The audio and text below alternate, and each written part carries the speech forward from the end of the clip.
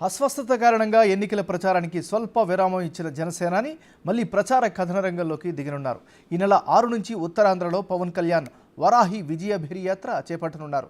నెల్లిమర్ల, అనకాపల్లి, యలమంచిలి నియోజకవర్గాల్లో ఎన్నికల ప్రచారం నిర్వహిస్తారు.